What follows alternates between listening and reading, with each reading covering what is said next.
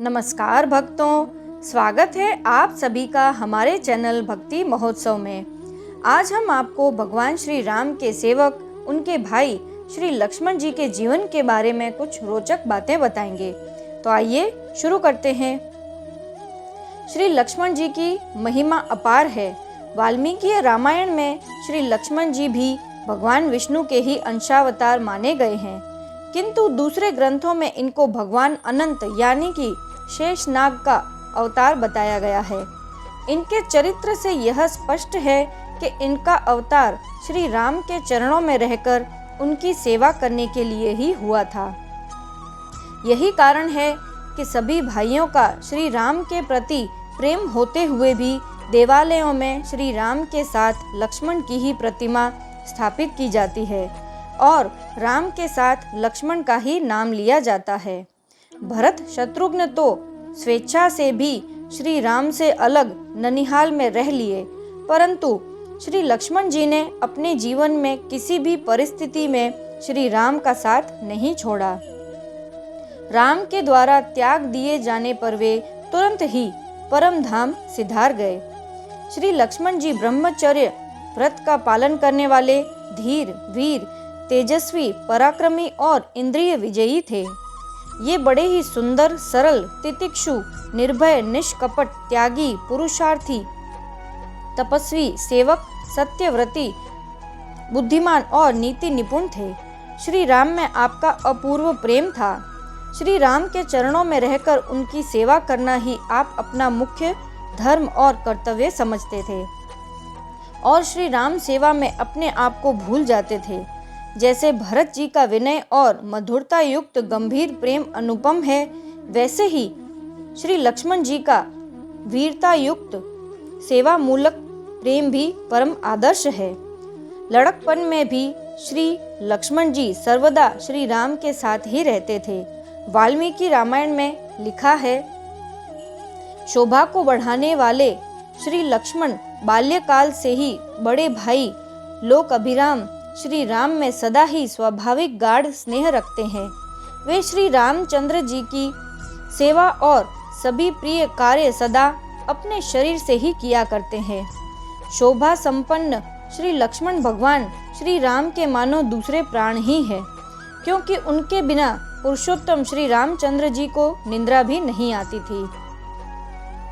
छोटी अवस्था में ही श्री लक्ष्मण जी अपने भाई श्री राम के साथ विश्वामित्र की यज्ञ रक्षा के लिए चले गए। वहां ये सदा श्री राम की ही सेवा में लगे रहते, पत्तों के बिछौने पर शयन करते और श्री रामचंद्र जी के साथ रहकर उनके आज्ञानुसार राक्षसों का वध करके मुनि के यज्ञ की रक्षा करते थे।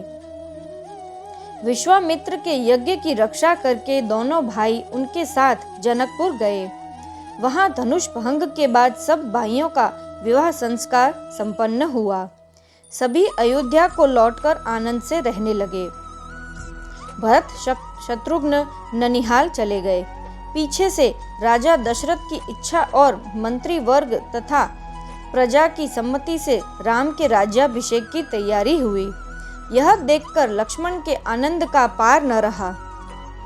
श्री राम को राज सिंहासन पर विराजमान देखने के लिए लक्ष्मण कितने लालायित थे, इसका पता राज सिंहासन के बदले वनवास की आज्ञा होने पर उनके उभरे हुए क्रोध को देखने से लगता है। जो बात मन के जितनी प्रतिकूल होती है, उस पर उतना ही अधिक क्रोध आता है। मंथरा भी कैकई को उभारती हुई श्री लक्ष्मण के प्रेम की इस प्रकार बढ़ाई करती है। लक्ष्मण सदा श्री राम की रक्षा करते हैं और राम सदा उनकी रक्षा करते हैं। उन दोनों का भ्रातृ प्रेम अश्विनी कुमारों की भांति जगत में प्रसिद्ध है। इसके बाद जब श्री राम वन जाना स्वीकार करके माता कौशल्या से आज्ञा लेने गए, उस समय लक्ष्मण भी साथ ही थे। वे हर हालत में श्री राम के पीछे ही रहते थे। श्री राम ने माता कौशल्या को सारी कथा सुनाई। माता के दुख का पार नहीं रहा। माता ने राम को रोकने की चेष्टा की, परंतु श्री राम नहीं माने। श्री राम का यह कार्य लक्ष्मण को अच्छा नहीं लगा। वे राम के पूर्ण अनुयायी थे, परंतु उन्हें अपना हक छोड़ते देखकर वे शांत न रह सके। माता कौशल्या को विलाप करते देखकर श्री लक्ष्मण जी कहते हैं, देवी, मैं आपसे सत्य, धनुष, दान तथा यज्ञ आदि की शपथ करके कहता हूँ कि पूज्य भाई श्री राम में मेरा हार्दिक दृढ़ अनुराग है। यदि श्री राम जलती हुई आग में या घोर जंगल में प्रवेश करेंगे तो आप मुझको उनसे पहले ही वहां प्रविष्ट हुआ समझें। जैसे सूर्य उदय होकर अंधकार का नाश कर देता है, उसी प्रकार मैं अपने पराक्रम से आपके दुख दूर कर दूंगा। देवी और श्री रामचंद्र जी भी मेरा पराक्रम देखें।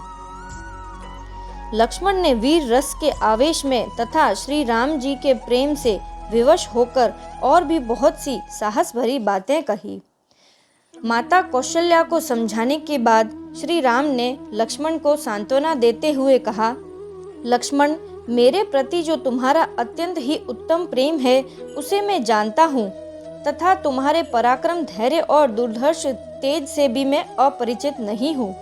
मेरी माता को जो महान अतुलनीय दुख हो रहा है वह सत्य और क्षम के विषय में मेरा अभिप्राय न समझने के कारण है। संसार में धर्म ही सर्वश्रेष्ठ है, धर्म में ही सत्य तत्व प्रतिष्ठित है। अतः ऐसा मैं पिताजी की आज्ञा का उल्लंघन नहीं कर सकता। पिताजी की आज्ञा से ही माता कैकेयी ने मुझे वन जाने के लिए कहा है। इसलिए केवल क्षात्र धर्म का अवलंबन करने वाली इस ओछी बुद्धि का त्याग करो, धर्म का आश्रय लो, तीक्ष्ण भाव को छोड़ो और मेरे विचार के अनुसार चलो। लक्ष्मण जी के स्वभाव में यह विशेषता थी कि जो बात उनके मन में जचती उसे वे बड़े जोरदार शब्दों में श्री राम के सामने रख देते थे तथा अपने मन के प्रतिकूल होने पर भी श्री राम की बात मान लेते थे। उनके स्वभाव में पुरुषार्थ और वीरत्व छलकते थे। इसी कारण जब श्री राम ने प्रारब्ध को बलवान बताकर लक्ष्मण को समझाने की चेष्टा की तब उन्होंने कहा, जो कायर है, जिसमें पराक्रम का नाम नहीं है, वही प्रारब्ध का भरोसा करता है। सारा संसार जिनको आदर की दृष्टि से देखता है वे वीर पुरुष देव की उपासना नहीं करते। जो अपने पुरुषार्थ से देव को दबाने की शक्ति रखता है वह देव के द्वारा किसी कार्य में बाधा उपस्थित की जाने पर खेद नहीं करता। जिन लोगों ने देव के बल से आपके राज्याभिषेक को नष्ट होते देखा है वे ही आज मेरे पुरुषार्थ से देव का भी विनाश होते देखेंगे। मैं अकेला ही समस्त विरोधी राजाओं को बलपूर्वक परास्त करने में समर्थ हूँ। मेरी ये दोनों भुजाएं शोभा के लिए नहीं है, यह धनुष आभूषण की जगह नहीं है, यह तलवार केवल बंधी रहने के लिए नहीं है, ये बाण सहारा लेने के डंडे नहीं हैं। इसके बाद माता कौशल्या और सीता से बातचीत होने पर जब उनको श्री राम का अंतिम निर्णय मालूम हो गया तब आप अपना सारा पक्ष सर्वथा छोड़कर सब प्रकार से श्री राम का अनुसरण करने के लिए तैयार हो गए। श्री राम को वन में जाने के लिए तैयार देखकर उनके साथ जाने को वे व्याकुल हो उठे। भाई के विरह का दुख उनके लिए असहाय हो गया। उनके नेत्रों से अश्रु धारा बह चली और वे दोनों हाथों से भाई के चरणों को पकड़कर यशस्विनी, सीता और कठिन नियमों का पालन करने वाले श्री रामचंद्र जी से बोले, प्रभो, यदि आपने हजारों जंगली पशुओं और हाथियों से भरे हुए वन में जाने का निश्चय कर लिया है तो मैं भी धनुष लेकर आपके साथ ही आगे आगे चलूंगा। आपके बिना मैं देवलोक में जाना, अमर होना नहीं चाहता और न समस्त लोकों का ऐश्वर्य ही प्राप्त करना चाहता हूँ। यह सुनकर श्री राम ने सांत्वनापूर्ण वचनों से लक्ष्मण को वन में न जाकर अयोध्या में ही रहने के लिए समझाया। तब लक्ष्मण ने फिर कहा, आपने तो मुझे पहले से ही अपने साथ रहने की आज्ञा दे रखी है, फिर इस समय मुझे क्यों रोकते हैं? इस पर श्री राम ने कहा, लक्ष्मण, तुम मेरे परम स्नेही, धर्मपरायण, धीर और सदा श्रेष्ठ मार्ग पर आरूढ़ रहने वाले हो। मुझे प्राणों के समान प्रिय हो तथा मेरे वश में रहने वाले आज्ञा पालक और सखा हो। यदि आज मेरे साथ तुम भी वन के लिए चल पड़ोगे तो परम यशस्विनी माता सुमित्रा और कौशल्या की सेवा कौन करेगा? इस पर लक्ष्मण ने कहा, मनस्विनी माता कौशल्या स्वयं ही अपना और मेरी माता का तथा मेरे जैसे और भी बहुत से मनुष्यों का भरण पोषण करने में समर्थ हैं। अतः आप मुझे अपना अनुचर बना लीजिए, इसमें कुछ भी धर्म विरुद्ध बात नहीं है। ऐसा करने से मैं कृतार्थ हो जाऊंगा और आपकी भी सेवा बनती रहेगी। मैं आपके लिए सदा फल मूल और वन में होने वाली दूसरी आवश्यक वस्तुएं तथा तपस्वियों के लिए हवन की सामग्री जुटाता रहूंगा। आप सीता के साथ पर्वतों के शिखरों पर विचरते रहिएगा। मैं आपके जागते और शयन करते समय भी सभी आवश्यक कार्य करता रहूंगा। कैसा सुंदर सेवा भाव है, अपने सुख की तनिक भी परवाह नहीं है। फिर क्या था, लक्ष्मण का ऐसा दृढ़ प्रेमाग्रह देखकर भगवान श्री राम को उनकी प्रार्थना स्वीकार करने के लिए बाध्य होना पड़ा। जब श्री राम ने उनसे कहा कि माता सुमित्रा से विदा मांग आओ, तब वे तुरंत ही अपनी माता के पास जाकर उनसे विदा लेकर लौट आए। उसके बाद वन जाते समय जब राम, लक्ष्मण और सीता सभी ने माता सुमित्रा के चरणों में प्रणाम किया, उस समय माता लक्ष्मण का सिर सूंघकर कहती हैं, बेटा तुम अपने सुहृद राम के परम अनुरागी हो, इसलिए मैं तुमको वनवास की आज्ञा देती हूँ। तुम्हारे बड़े भाई श्री राम वन को जाते हैं, तुम इनकी सेवा में कभी प्रमाद न करना। निष्पाप लक्ष्मण, ये संकट में हो चाहे बढ़ी चढ़ी स्थिति में, प्रत्येक दशा में ये ही तुम्हारी परम गति है। संसार में सत्पुरुषों का यही धर्म है कि सदा अपने बड़े भाई के अधीन होकर रहे। तुम राम को ही साक्षात पिता दशरथ समझो, सीता को मेरे स्थान में समझो और वन को ही अयोध्या समझो। मैं तुमको आज्ञा देती हूँ, तुम सुखपूर्वक जाओ। कैसा सुंदर उपदेश है, माता हो तो ऐसी हो। लक्ष्मण ने भी माता की आज्ञा का प्राणपण से अक्षरशः पालन किया। इसके बाद श्री राम, सीता और लक्ष्मण सुमंत्र द्वारा लाए हुए रथ पर बैठकर वन को चल दिए। उस समय प्रजा के लोग भी प्रेम विह्वल होकर उनके साथ साथ चलने लगे। जब बहुत समझाने पर भी प्रजाजन अयोध्या की ओर न लौटे, तब लक्ष्मण और सीता सहित श्री राम सबको तमसा के तट पर सोते छोड़कर श्रृंगवेरपुर की ओर चले गए। वहां वे निषाद राज गुह से मिले, उनको सब बातें समझाई। संध्योपासना के अनंतर लक्ष्मण गंगा जल ले आए। उसी को पीकर श्री राम और सीता लक्ष्मण द्वारा तैयार की हुई घास और पत्तों की शैया पर सोए। उस समय लक्ष्मण ने उनके चरणों को धोया, फिर वे कुछ हटकर पास ही दूसरे वृक्ष के नीचे जा बैठे। इस प्रकार भाई के स्वाभाविक अनुराग से लक्ष्मण को जागते देखकर गुह ने कहा, भाई लक्ष्मण, आपके लिए शैया तैयार है, आप सुखपूर्वक सो जाइए। मैं अपने बांधवों सहित हाथ में धनुष लिए पहरा देता रहूंगा। यह सुनकर लक्ष्मण ने उसकी सराहना करके कहा, निषाद राज, जब दशरथ नंदन श्री राम सीता के साथ भूमि पर शयन कर रहे हैं, तब मैं कैसे नींद ले सकता हूँ तथा कैसे मेरे लिए जीवन और सुख की सामग्रियों को स्वीकार करना संभव है। देखो, संपूर्ण देवता और असुर मिलकर भी युद्ध में जिनके वेग को सहन नहीं कर सकते, वे ही श्री राम आज सीता के साथ तिनकों पर सुख से सो रहे हैं। इसके बाद सवेरा होते ही गंगा तट पर पहुंचकर श्री राम ने सुमंत्र को विदा किया।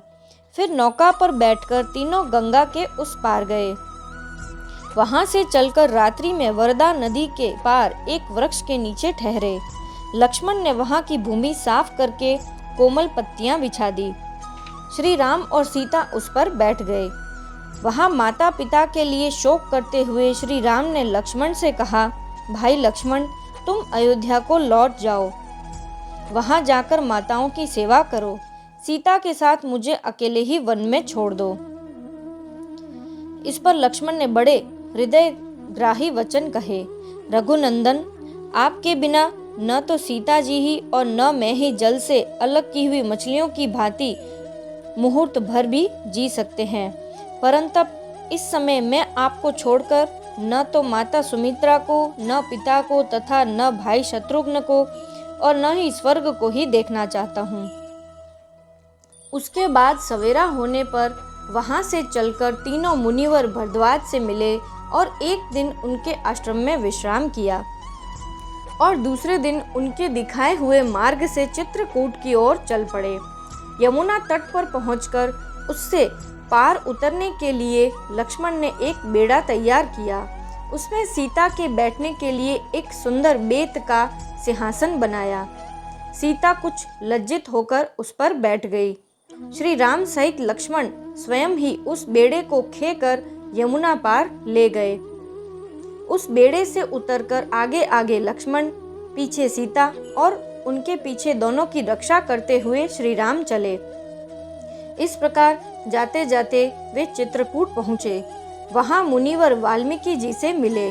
फिर श्री राम की आज्ञा लेकर लक्ष्मण ने स्वयं ही एक सुंदर पर्णशाला तैयार की। उसी में सब सुखपूर्वक रहने लगे। वन में रहते समय फल, मूल तथा हवन की सामग्री जुटाना, सीता के वस्त्र आभूषणों की पेटी और शस्त्रों को एक स्थान से दूसरे स्थान पर ले जाना और उनकी संभाल रखना, जाड़े की रातों में खेतों के बीच से होकर नदी से पानी ले आना, रास्ता पहचानने के लिए पेड़ों और पत्थरों पर पुराने चिथड़े लपेट रखना, झाड़ू देना, चौका लगाना, बैठने के लिए चबूतरा तैयार करना, जलाने के लिए ईंधन इकट्ठा करना और रात भर जागकर पहरा देते रहना, ये सभी काम लक्ष्मण बड़े ही हर्षपूर्वक सुचारू रूप से करते थे।